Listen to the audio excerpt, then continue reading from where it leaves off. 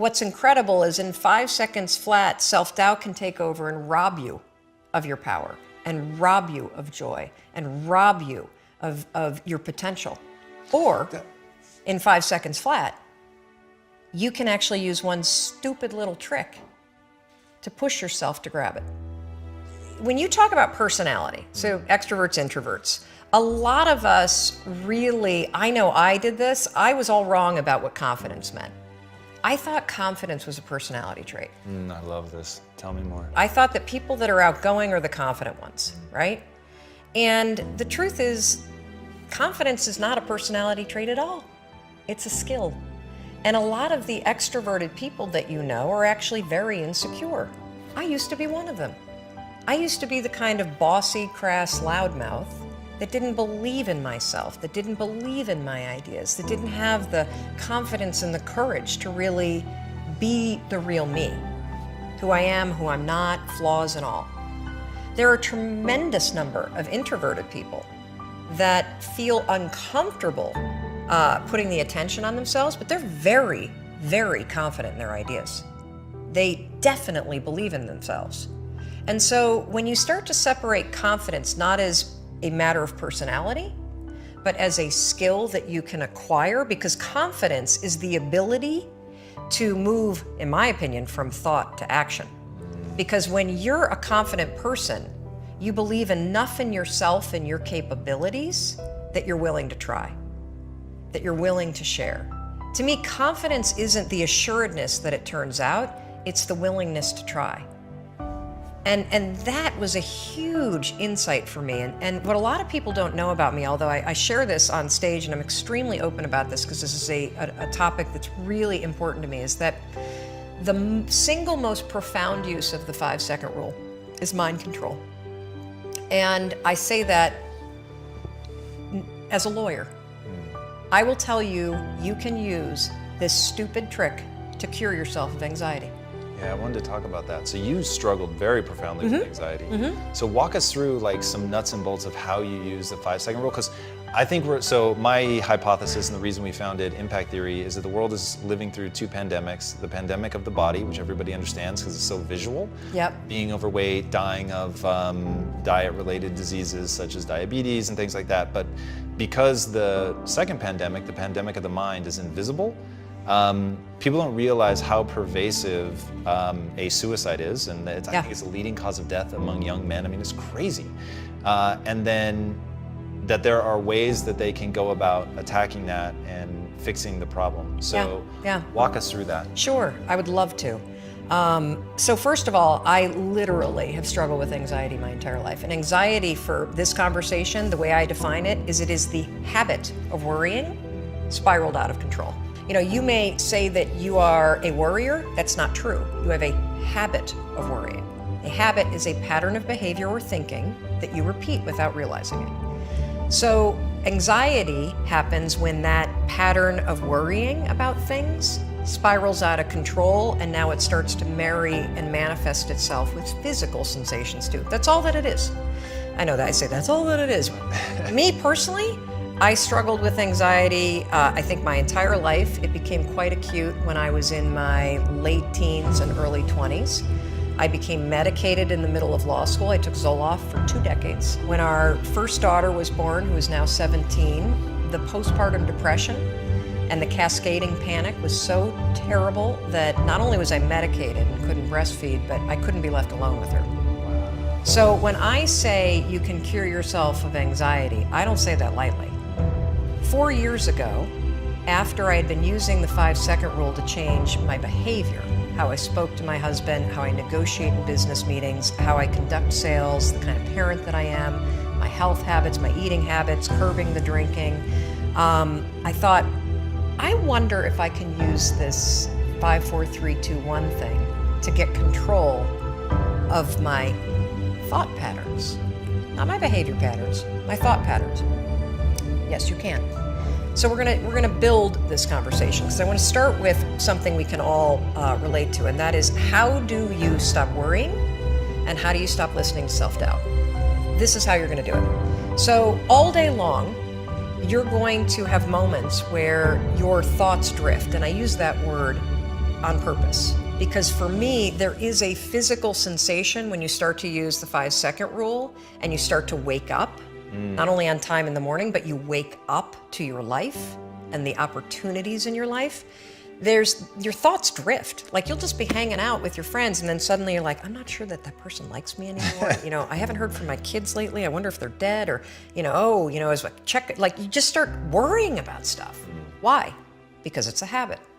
Because when you're not paying attention, your brain shifts from you being a decision maker and paying attention to you just kind of spinning things on autopilot, and one of your habits is worrying. The second you wake up and you notice, holy cow, I'm talking some negative garbage to myself right now.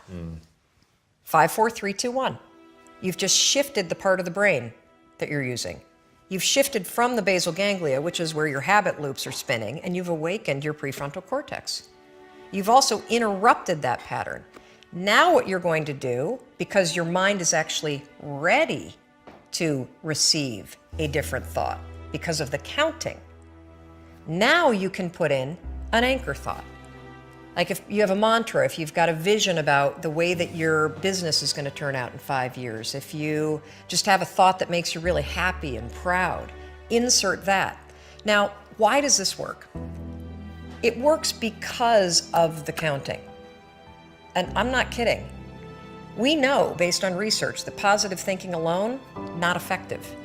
In some instances, trying to force yourself to think positive can actually make the worries worse. Why? Well, the reason why is because it's really hard to just change the channel. What we have to do first is basically interrupt it and turn off the TV, and then turn it back on with the prefrontal cortex awakened. So the counting is essential. And so you can start using this today. You catch yourself talking garbage to yourself, because we all know if I were to put a speaker on your head and broadcast, you'd be sitting here in the audience, you'd be in an insane asylum, because the crap that you say to yourself is insane. And the problem is we listen to it. You'll be in a sales meeting and you'll be undermining yourself. They're not going to buy. Oh my gosh, I'm in trouble. You're not even present. 5, 4, 3, 2, 1. Switch it back. Get back to that vision that you have about toasting your success, or this customer being really happy, or you being proud of yourself. Whatever that vision may be, you can control your thoughts. And this is not just us talking about it. This is a tool that you can use. So let's take it a step further. So worrying, if you let it go unchecked, what will happen is you will get used to worrying. You will get used to living in a state where you're slightly agitated all the time. Let me talk a little bit about agitation. So what we know based on research is that physically, in your body, so physiologically, being excited is the exact same thing as being afraid. Let me say that again, because it is so important. In your body, being excited is the exact same thing as being afraid. Your body doesn't know the damn difference. Your heart races, your armpits sweat, you're like, you may get tight in your throat. Your cheeks may get pink like mine do when I get excited. The only difference between excitement and fear is what your brain says. And the problem is, if you have a habit of worrying, guess what you're going to tell yourself is going on? That you're like freaking out, that you're not excited, something must be wrong. Oh gosh, why would you say something's wrong? Because you got a habit of saying that all the time. Even as I became a speaker for a living, or I'd be on CNN, when I first started doing it, I would be freaking out backstage. But even though, just last week, standing backstage, about to go on, 8,000 people, heart races, armpit sweat, my hands get clammy. I'm not nervous though, not at all. I'm excited. And so I developed this technique, and research out of Harvard, not based on my technique, but something very similar, proves that if you basically, right before you're about to do something, take a test, run a race, public speaking, a business negotiation, ask somebody to marry you, whatever it may be that gets your heart racing, just do this. Go, I'm excited. I'm excited to give that speech. I'm excited to ask him or her. I'm excited to do this race. I'm excited. Because what happens is you give your brain context, so your brain doesn't escalate the stuff going on in your body. Your brain's not worried. Make sense? Yeah. So you can combine this with the 5-second rule. So we know how to do worrying. You catch your thoughts drift, 5, 4, 3, 2, 1, anchor thought. If you start to feel your heart racing, 5, 4, 3, 2, 1 to awaken the prefrontal cortex, and then start going, I'm really excited to do this. I'm really excited to do this. Another technique that you can use is ask, I think they call it interrogatory questions, where instead of giving yourself a pep talk, say, well, why am I ready to do this? Why am I ready? Because that'll force you to answer the question, which then convinces you. So why am I ready to close this sale?